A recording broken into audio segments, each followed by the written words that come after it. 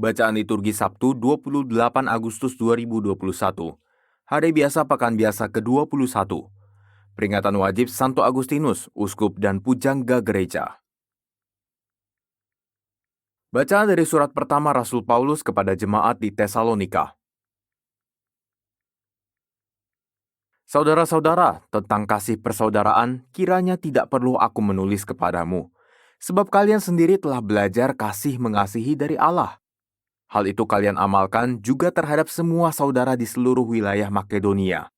Tetapi kami menasihati kalian, saudara-saudara, agar kalian lebih sungguh-sungguh lagi mengamalkannya. Dan anggaplah sebagai suatu kehormatan untuk hidup tenang, untuk mengurus persoalan-persoalan sendiri dan bekerja dengan tangan, sebagaimana telah kami pesankan kepada kalian. Demikianlah sabda Tuhan, syukur kepada Allah. Tuhan akan datang menghakimi para bangsa dengan adil. Tuhan akan datang menghakimi para bangsa dengan adil. Nyanyikanlah lagu baru bagi Tuhan, sebab Ia telah melakukan karya-karya yang ajaib. Keselamatan telah dikerjakan oleh tangan kanannya, oleh lengannya yang kudus. Tuhan akan datang menghakimi para bangsa dengan adil. Biarlah gemuruh laut dan segala isinya, dunia dan semua yang diam di dalamnya. Biarlah sungai-sungai bertepuk tangan dan gunung-gunung bersorak-sorai bersama-sama di hadapan Tuhan. Tuhan akan datang menghakimi para bangsa dengan adil. Sebab Ia datang untuk menghakimi bumi, Ia akan menghakimi dunia dengan keadilan dan mengadili bangsa-bangsa dengan kebenaran. Tuhan akan datang menghakimi para bangsa dengan adil. Aleluya, aleluya. Perintah baru kuberikan kepadamu sabda Tuhan, yaitu supaya kalian saling menaruh cinta kasih, sebagaimana aku telah menaruh cinta kasih kepadamu. Aleluya. Inilah Injil suci menurut Matius, dimuliakanlah Tuhan. Pada suatu hari, Yesus mengemukakan perumpamaan berikut kepada murid-muridnya. Hal kerajaan surga itu seperti seorang yang mau bepergian ke luar negeri, yang memanggil hamba-hambanya dan mempercayakan hartanya kepada mereka. Yang seorang diberikannya 5 talenta, yang seorang lagi 2, dan yang seorang lagi 1, masing-masing menurut kesanggupannya. Lalu ia berangkat. Segera pergilah hamba yang menerima 5 talenta itu. Ia menjalankan uang itu dan memperoleh laba 5 talenta. Hamba yang menerima 2 talenta pun berbuat demikian dan mendapat laba 2 talenta. Tetapi hamba yang menerima 1 talenta itu pergi dan menggali lubang di tanah, lalu menyembunyikan uang tuannya. Lama kemudian pulanglah tuan hamba itu, lalu mengadakan perhitungan dengan mereka. Hamba yang menerima 5 talenta datang dan membawa laba 5 talenta.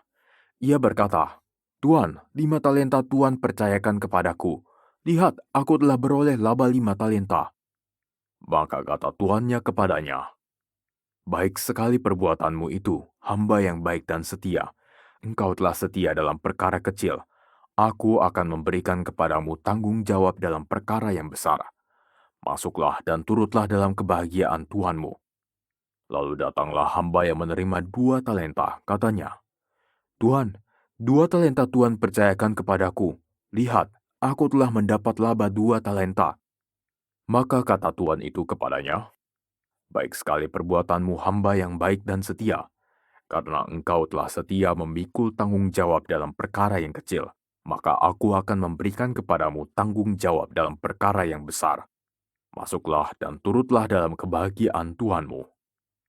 Kini datang juga hamba yang menerima 1 talenta dan berkata, "Tuhan, aku tahu bahwa Tuhan adalah manusia yang kejam, yang menuai di tempat Tuhan tidak menabur, dan memungut di tempat Tuhan tidak menanam. Karena itu aku takut dan pergi menyembunyikan talenta Tuhan di dalam tanah. Ini, terimalah milik Tuhan." Maka tuannya menjawab, "Hai engkau hamba yang jahat dan malas, engkau tahu bahwa aku menuai di tempat aku tidak menabur dan memungut di tempat aku tidak menanam. Seharusnya uangku itu kau berikan kepada orang yang menjalankan uang, supaya sekembaliku aku menerima uang itu serta dengan bunganya. Sebab itu ambillah talenta itu daripadanya dan berikanlah kepada orang yang mempunyai 10 talenta itu. Karena setiap orang yang mempunyai akan diberi sampai ia berkelimpahan. Tetapi siapa yang tidak punya, apapun yang ada padanya akan diambil. Dan buanglah hamba yang tidak berguna itu ke dalam kegelapan yang paling gelap.